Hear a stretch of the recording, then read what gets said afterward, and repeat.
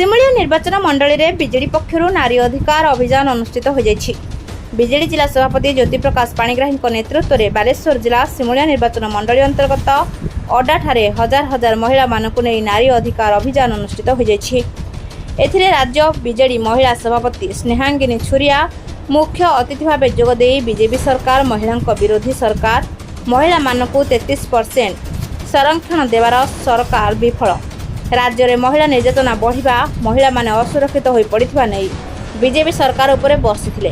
आज सिमुलिया ठारे नारी अधिकार अभियान एक कार्यक्रम विक्षेप कार्यक्रम महिला मानकर अधिकार लड़ाई हक लड़ाई महिला मानकर सम्मान स्वाभिमान लड़ाई आज सिमुलिया ठारे रणहुंकार महिला मानकर महिला विजु जनता दल एवं नवीन पट्टनायक निर्देश रे आज ये कार्यक्रम करा होछि।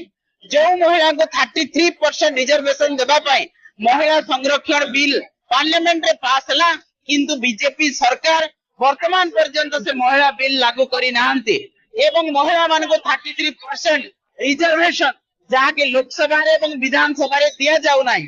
तेणु आज से हक लड़ाई रे विक्षोभ आरंभ होइछि एवं वर्तमान महिला निर्यातना सब आड़े बढ़ी चली। एनसीआरबी रिपोर्ट अनुसार ओडिशा भारत वर्ष एक नंबर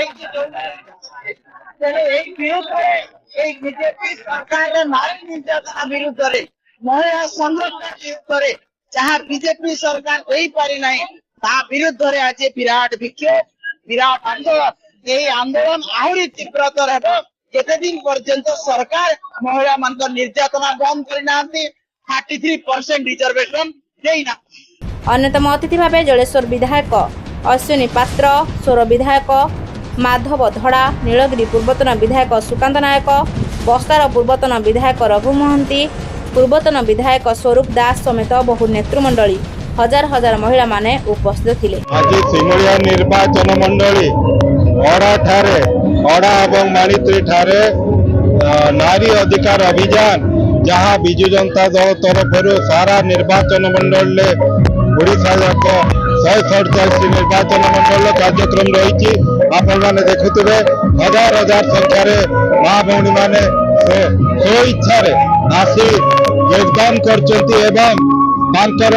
भल पाइबा आमर प्रिय नेता नवीन पट्टनायक को अशेष धन्यवाद देवी।